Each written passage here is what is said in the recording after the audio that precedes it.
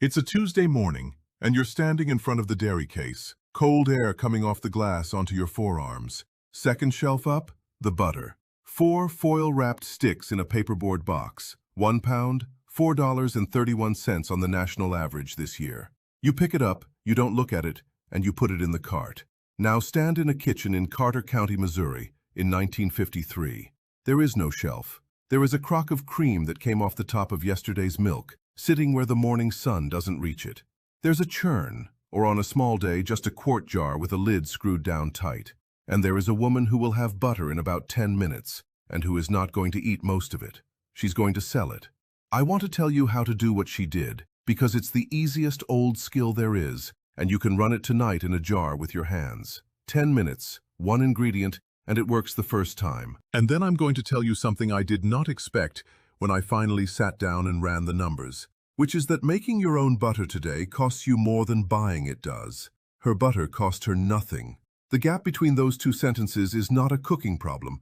It's the whole reason this skill existed in the first place, and the reason it stopped. Cream is an emulsion.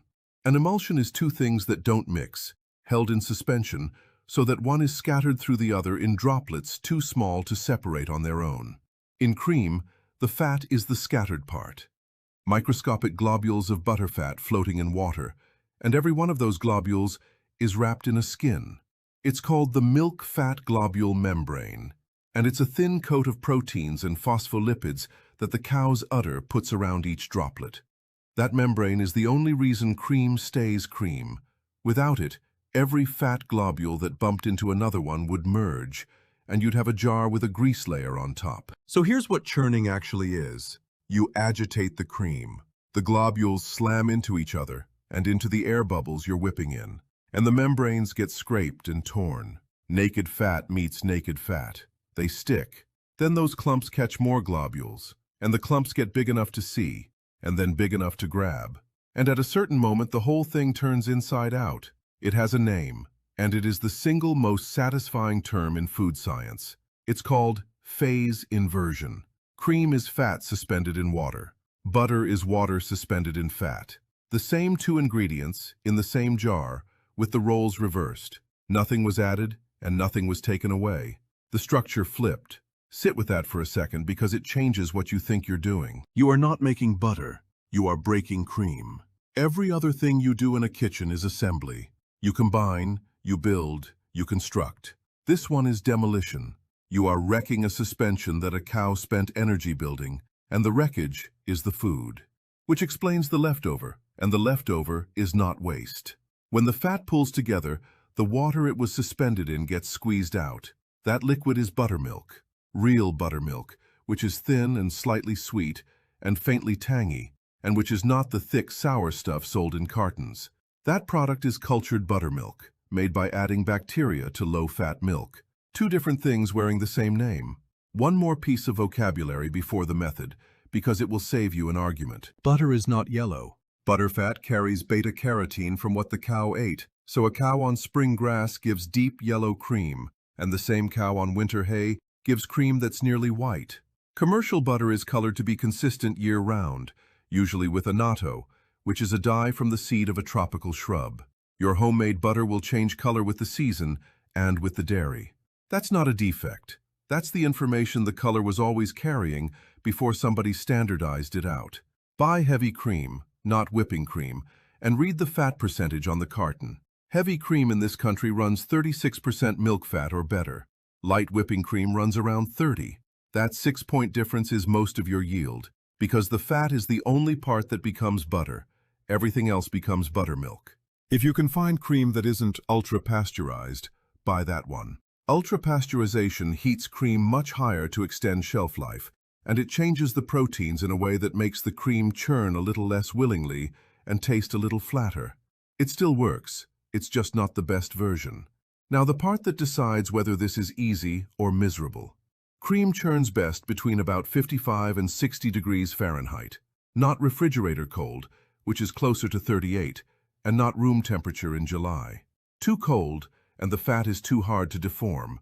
The globules bounce off each other instead of sticking, and you'll stand there shaking a jar for half an hour wondering what's wrong with you. Too warm, and the fat is too soft.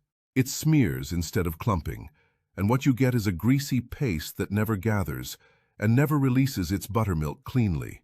In the middle it's right. The fat is firm enough to hold a shape and soft enough to fuse. So take the cream out of the refrigerator and leave it on the counter for an hour before you start. In a cold kitchen, an hour and a half. If you've got a thermometer, use it. If you don't, cream at the right temperature feels cool but not cold against the back of your hand. That single hour of waiting is the difference between 10 minutes of work and 40 minutes of frustration. And it's the step that gets left out of every short video you've ever seen about this. A quart jar filled halfway, or a stand mixer with the whisk, or a food processor, all three work. The jar is the honest one because you feel it happen.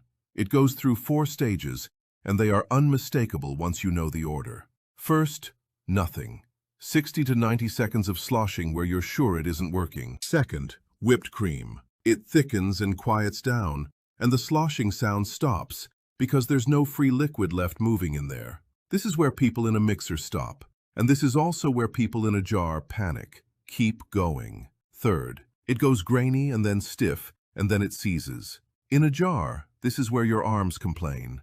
The mass gets coarse and starts looking curdled and a little yellow. That's the fat clumping. Fourth, the break. It happens in about 3 seconds, and you cannot miss it. The mass suddenly gathers into one lump, and liquid sloshes free around it. And in a jar, the sound comes back all at once. That sound is the whole reason to do it in a jar the first time. Total, at the right temperature, 8 to 12 minutes by hand. 5 to 8 in a mixer, and cover the mixer with a towel, because when it breaks, it throws buttermilk. 1 quart of heavy cream gives you roughly 14 ounces of butter and about 2 cups of buttermilk, not a pound. Some fat stays behind in the liquid no matter what you do. Pour that buttermilk off into a jar and keep it. Refrigerated, it's good for about a week, and it's the best thing you will ever put in a pancake. And here is where almost everybody stops, and where almost everybody's homemade butter goes bad in 4 days. Quick thing, then back to it. 1-page card with the temperature window, the 4 stages, and the washing method is in the description. Free, no email. Take it or don't. I won't mention it again. The lump in that jar is not finished. It's full of buttermilk, trapped in pockets throughout the fat, and buttermilk is water and protein and milk sugar. Fat alone is stable for a long time. Fat with water and protein in it is a place bacteria can live. That trapped buttermilk is the entire reason homemade butter turns sour and off-tasting in under a week, while a commercial stick sits in your door for 2 months. So you wash it. Put the butter in a bowl, pour ice water over it, and press it against the side of the bowl with the back of a wooden spoon. The water goes cloudy immediately. That cloud is the buttermilk you're pulling out. Pour it off, add fresh ice water, and press again. Repeat until the water runs clear, which usually takes 3 or 4 changes. Ice water, not cool water. Warm water softens the butter, and you'll lose fat into the sink. Then you work it. Keep pressing and folding the butter against the bowl after the last rinse until no more beads of water come out of it. This step has a proper name, and working the butter is exactly what the old books call it. Washed and worked butter keeps 3 to 4 weeks in the refrigerator instead of 4 or 5 days. That is not a small difference. That is the difference between a novelty and a food you actually rely on. Salt last, if you want it, about 1/4 teaspoon per ½ pound. Salt is a preservative before it's a flavor. Verna salted hers heavier than you'd like because hers had to travel to town and sit in a store. And what she did before any of this, before the cream ever went in the churn, is the thing that separates her butter from yours. She didn't churn fresh cream. She churned cream that had been sitting out for a day. Here's what was happening in that crock, and for most of history nobody doing it knew. Milk carries lactic acid bacteria. Left at cool room temperature, those bacteria feed on the milk sugar and produce acid, and the cream slowly sours.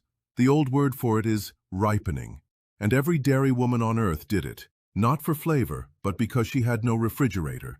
And a day or 2 of collecting was how you got enough cream to churn it all. The flavor was an accident of the schedule. Those bacteria produce a compound called diacetyl. Diacetyl is the smell you think of as butter, not fat. Fat is nearly odorless. When you walk past a bakery and smell butter, you are smelling a bacterial byproduct. This is why European butter tastes like something, and most American butter tastes like fat. The traditional European process ripens the cream with a culture before churning. The standard American commercial process churns fresh cream, and that's why the label so often says sweet cream butter. Sweet there does not mean sugar, it means unripened. You can do it at home, and it costs you nothing extra. Stir 2 tablespoons of cultured buttermilk, or a couple spoons of plain live culture yogurt, into a quart of cream. Cover it loosely and leave it on the counter for 12 to 24 hours until it smells faintly tangy and has thickened slightly. Then chill it back down to that 55 to 60 degree window and churn. It also churns faster because the acid destabilizes those membranes before you ever start shaking. One honest caution. This is a controlled ferment with a known culture added, at room temperature, for under a day.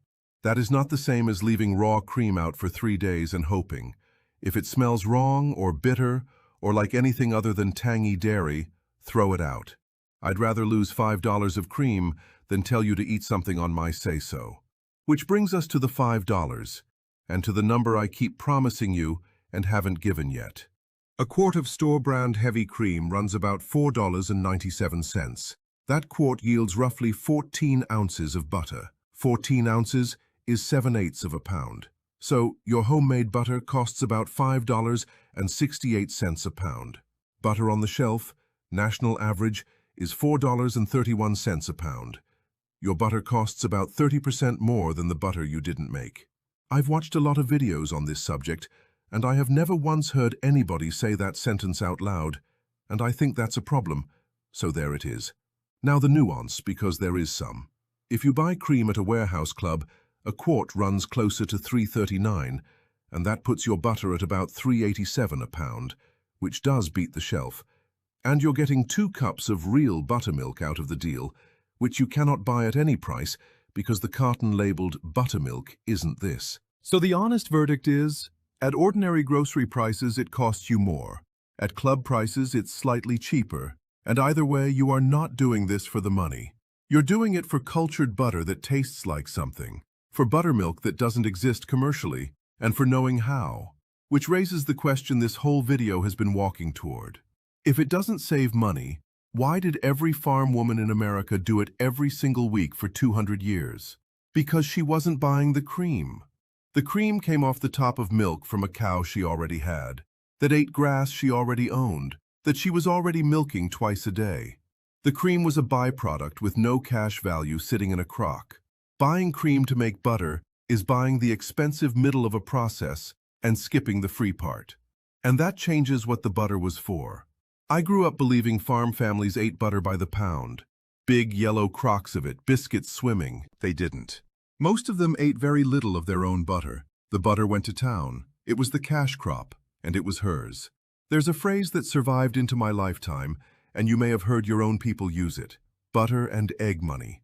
It comes from the fact that in most farm households, the money a woman brought in from the butter she churned and the eggs she gathered was money she kept.